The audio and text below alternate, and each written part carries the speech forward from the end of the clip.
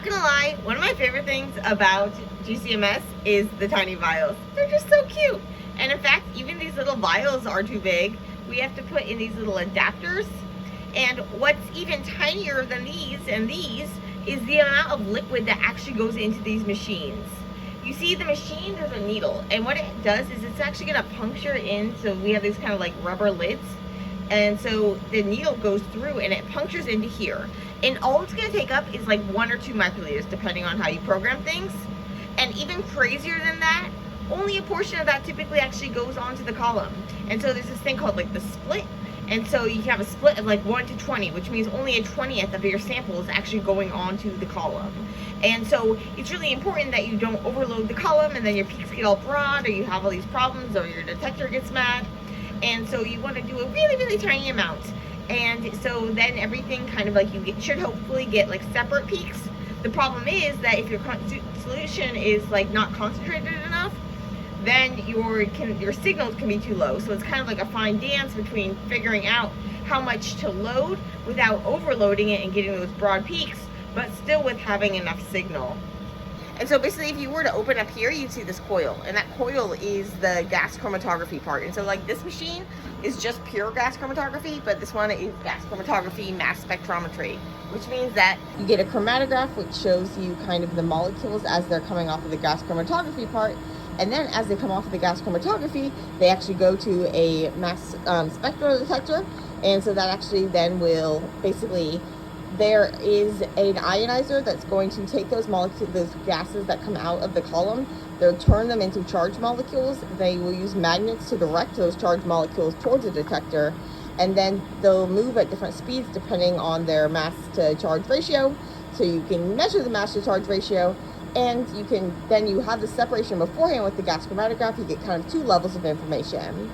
Some things have like they have tandem mass spec, so that you will go through a mass spec and then you go through another mass spec. And sometimes you do things where you break things up between the first and the second, so you get lots and lots of high resolution information. But a GCMS is going to basically hopefully do the trick for us, and so we're just trying to optimize our parameters. And so that is the game I've kind of been playing today, is trying to do things like mess with the split volume, as well as change the ramp. The molecules, they will become bulk, we'll heat them up. There's like an oven, and so it'll heat them up, and then as the molecules vaporize, which will depend on how hot it is and on the molecule stickiness for one another. So basically their vaporization, like how much heat it takes to actually get them to go to a gas, is going to be different depending on the molecule. So if they're really sticky to one another, it's going to take more heat, and if they're not that sticky, then they're just going to come right off. And so that's why we had to actually derivatize our molecules. So we added nonpolar groups to make them less sticky so that they would come apart. And then they become a gas, and then they travel through this column, and they can interact with the column. And so that's the second way, another way they get separated. So one way to separate them is by changing the heat. And you can either just bump up the heat automatically, but then everything would come out, or you could take advantage of the differences in the boiling points, and you could actually do a gradual ramp of your oven to a higher temperature. And so your solvents and all this really, really nonpolar stuff is just gonna come right out. In fact, you don't even collect the beginning, collect samples of the solvent, because it would just overload the detector. But then as you kind of ramp up the temperature, then more things come out. And the slower you ramp it, kind of the more separation you can get. But then again, your peaks are getting more diluted, and you have these things. And so it's a game of trying to figure out how gradual should I go and how high. And all of that is coming from just that tiny little portion that went in and got injected by this needle. And so it makes this violent injection and injection into the machine. Even though the machine only takes about 100 nanoliters, so about 0.1 microliters per injection, the tubes hold about 2 milliliters, and the needle doesn't go all the way down to the very bottom of the tube so that it doesn't break the needle and stuff.